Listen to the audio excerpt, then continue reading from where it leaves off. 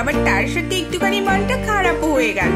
ভালো আর খারাপ একসাথে কেন বললাম, ব্লগটা দেখলেই তোমরা বুঝতে পারবে আজকে।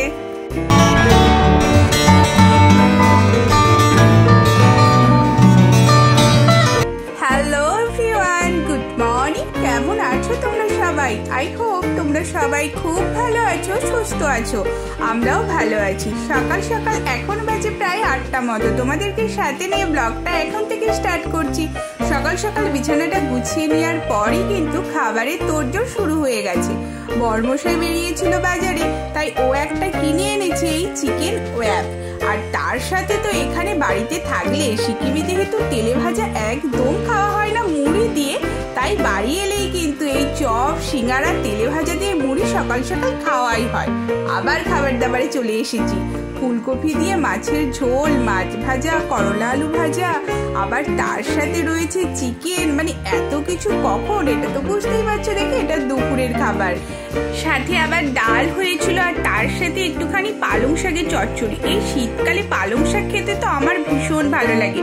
তোমাদের কার কার পছন্দ কমেন্ট করে জানিয়ে দাও। আর তোমরা আজকে কি খাওয়া দাওয়া করলে সেটাও কিন্তু কমেন্ট করে আমাকে জানাতে একদম ভুলবে না। দুপুরবেলা সবাই মিলে খাওয়া দাওয়া করে নেওয়ার পর বিকালবেলা কিন্তু রেডি হয়ে গেছি। কোথায় যাচ্ছি বলো তো? একটু পরেই তোমাদের সেটা জানাচ্ছি। বিকাল বলতে বলতে প্রায় সন্ধ্যেই হয়ে গেছিল। মোটামুটি বাড়ি থেকে বেরিয়েছিলাম। এখন তো ঘড়িতে বাজে দেখতেই পাচ্ছ 6:45 মতো। বাড়ি থেকে বেরিয়েছিলাম 5টা মতো করে হবে। হালকা হালকা অন্ধকার হয়েই গেছিল। বাসের থেকে নেমে আবার মেট্রো, আবার অটো, মানে এত কিছু করে যেতে হচ্ছে। এই ছোট্ট মিষ্টি প্রথমেই যে তোমাদের বললাম পুচকি সোনাটাকে দেখার জন্য। কে হয় সেটা বলছি তোমাদের। আমরা গেছিলাম কলকাতার ভাড়ির দিকে। মোটামুটি পৌঁছাতে আমাদের সময় লেগেছিল 1.5 থেকে 2 ঘন্টার মতো হবে। আর এই জায়গা দিয়ে যাওয়ার সময় সন্দীপন ছিল খুব এক্সাইটেড, কারণ ওর কলেজ ছিল এইদিকে। তাই যেতে যেতে ও বিভিন্ন এদিক ওদিকে আমাকে দেখিয়ে দেখিয়ে বলে নিয়ে যাচ্ছিল যে এখানে আমার কলেজ ছিল, এই মোড় দিয়ে আমরা বেরোতাম। আর দেখো কথার মাঝখানে পুচকি সোনাটার দেখা কিন্তু পেয়ে গেছি। এই পুচকি মিষ্টি সোনাটার নাম হলো রুবাই। তোমরা কিন্তু একে অনেক ভালোবাসা দিও। এটা হলো সন্দীপনের একটা ফ্রেন্ড, মানে অঙ্কিতা দি, ওনার এটা মেয়ে। এই মানে 2-2.5 মাস মতো হয়েছে। আমরা গিয়ে প্রায় 2-2.5 ঘন্টার মতো ছিলাম। তখন কিন্তু জেগেছিল, মাঝখানে ঘুমিয়ে পড়েছিল, আবার উঠে পড়েছে। এইসব মিষ্টি কাণ্ড কারখানা দেখে আবার অনেক কিছু খাওয়া দাওয়া করেছিলাম ওখানে। দেন আমরা ফিরে আসছিলাম যখন, তখন কিন্তু হলদিরামসের সামনে দিয়ে আসছিলাম। তো আবার একবার হলদিরামসে আমরা ঢুকে পড়েছিলাম। কোনো রকম প্ল্যান ছাড়া ঢুকলে যেটা হয় আর কি, একবার ভাবলাম মিল্কশেক খাবো, একবার ম্যাঙ্গো শেক, এইরকম বিভিন্ন রকম ভাবনার মাঝখানে কোনোটাই অ্যাভেলেবেল ছিল না। তাই একটা কোল্ড ড্রিঙ্কস খেয়ে আমরা বেরিয়ে এসেছিলাম। আর ওর বাইরে থেকেই কিন্তু ঝটপট আমরা একটা গাড়ি পেয়ে গেছিলাম। তাই আমাদের বাড়ি ফিরতে খুব একটা অসুবিধা হয়নি। তখন প্রায় ঘড়িতে বেজে গেছিল 9টা মতো হবে। রাস্তায় সেই রকম একটা জ্যামও ছিল না, মোটামুটি বেশ ভালোভাবেই পৌঁছে গেছিলাম আমরা। আমার ব্লগগুলো দেখতে তোমাদের কিরকম লাগছে সেটা কিন্তু কমেন্ট করে আমাকে জানিও। ভালো লাগলে প্লিজ একটা লাইক করে দিও। আর খারাপ লাগলে সেই খারাপ লাগাটাও কিন্তু আমার সাথে তোমরা শেয়ার করতে পারো। সিকিম থেকে কদিনের জন্য বাড়ি এসেছি, সেটা তো গত কদিনের ব্লগ দেখেই তোমরা বুঝতে পারছো। খুব তাড়াতাড়ি সিকিমের ব্লগ আবার তোমরা দেখতে পাবে। তাই নতুন বন্ধুদের বলবো যারা এখনো সাবস্ক্রাইব করোনি, সাবস্ক্রাইব করে আমার পাশে থাকার জন্য। দেন বাড়ি ফিরেই কিন্তু চাউমিন খেয়েছিলাম, ওটা বাইরে থেকে কিনে এনেছিলাম। আর বাড়িতে মা বানিয়ে রেখেছিলেন মটন কষা, এটা বড়মশাইয়ের জন্য রাতের খাবার।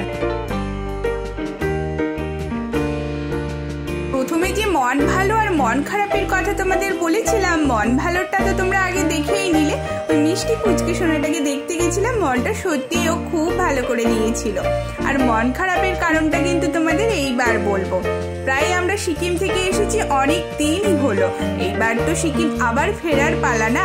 তবে কিন্তু সিকিম ফেরার মন খারাপটা আমার ক্ষেত্রে এবারে একটু অন্যরকম।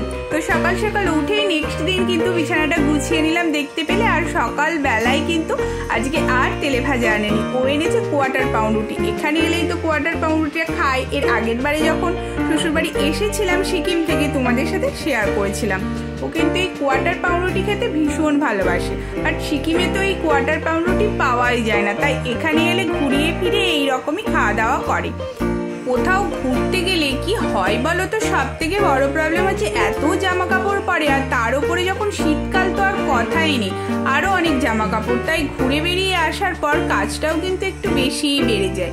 সিকিমে থাকলে প্রবলেম হয় সমস্ত কিছু ধুয়ে মেলার, বাট এই শ্বশুর বাড়িতে থাকার কারণে পুরো তো একদম রোদ্দুরের জন্য, যেটা কিন্তু আমার ক্ষেত্রে এখন খুব বড় একটা পাওনা। সিকিমে থাকার পরে রোদ্দুরের দেখা তো একদমই পায় না, আর জামা কাপড় শুকানো নিয়ে যে কি প্রবলেমের মুখে পড়তে হয় সেটা তো নিয়ে আমি তোমাদের সাথে আগেই ভিডিও শেয়ার করেই ফেলেছি। তো এখানে রোদ্দুরে তাই সকাল সকাল সমস্ত জামা কাপড়গুলো ধুয়ে কিন্তু মিলে দিচ্ছিলাম। পুরীতে অবশ্য অতটা ঠান্ডা ছিল না, তবে সাতকোশিয়া বলে যে জায়গাটায় গেছিলাম ওখানের মধ্যে দুটো নেচার ক্যাম্প গেছিলাম, সেটা তো আমি অলরেডি তোমাদের সাথে শেয়ার করেইছি। তো সেখানে কিন্তু বেশ ঠান্ডা ছিল, তখনই কিন্তু শীতের পোশাকগুলো বার করার প্রয়োজন পড়েছিল। পুরী আর সাতকোশিয়ার ব্লগগুলো দেখতে তোমাদের কিরকম লাগলো সেটা কিন্তু কমেন্ট করে তোমরা আমাকে জানিও, আমি কিন্তু তোমাদের কমেন্টের অপেক্ষায় রইলাম। আর ভালো লাগলে কিন্তু অবশ্যই সেগুলো বন্ধুদের সাথে প্লিজ শেয়ার করে দিও তোমরা। আর সিকিমে যে রোদ্দুর নিয়ে সমস্যার মধ্যে পড়তে হয় বারবার, সেটা তোমাদের কাছে আমি কিন্তু শেয়ার করেছি। আর এখানে এই রকম রোদ্দুরের মাঝখানে এই সমস্যাটার মুখোমুখি আর হতে হয় না। গল্প করতে করতে দেখো সব জামা কাপড়গুলো ধুয়ে মিলে দেওয়া হয়ে গেল।